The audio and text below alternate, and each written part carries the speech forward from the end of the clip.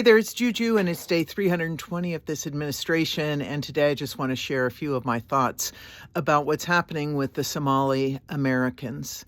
First of all, our president, the president of the United States, called a whole ethnic group garbage, and that is just unacceptable. Now, I listened to a podcast, The Daily, from the New York Times, about this, and I understand that it is a terrible scandal in Minnesota where there was a lot of fraud starting in 2020, and which was committed by Somali Americans. And they estimate that it could be up to $1 billion in fraud, and this money was taken from needy children and people, and that is a terrible crime. And I do not condone that in any way.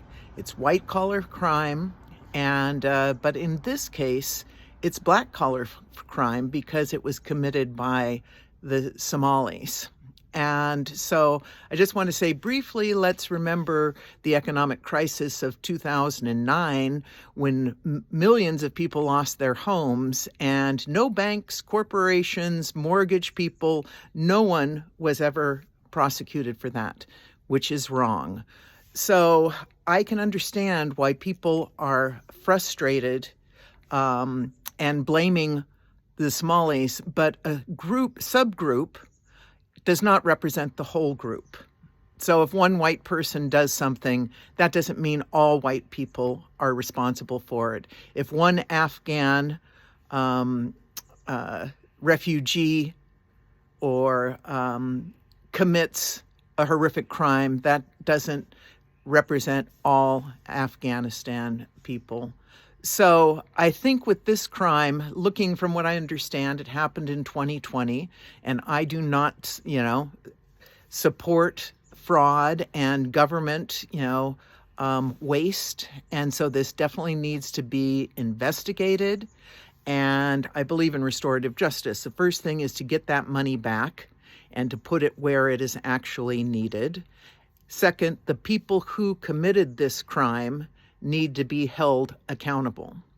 Now, whether that is prison, I spend a lot of time in prison, Personally, I think that once you get the money back from these people, I would give them a choice of going back to Somalia or going to prison.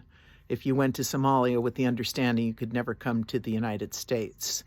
But I think the point that I want to make about this is to call any group of people garbage by the President of the United States, which just encourages other people to show their xenophobia and racism, is just wrong.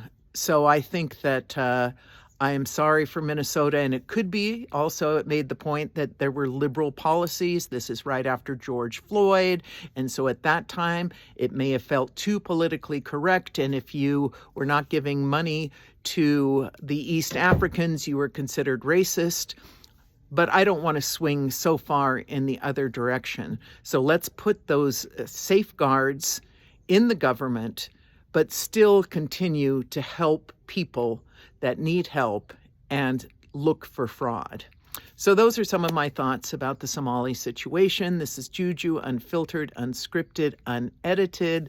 Lead with love.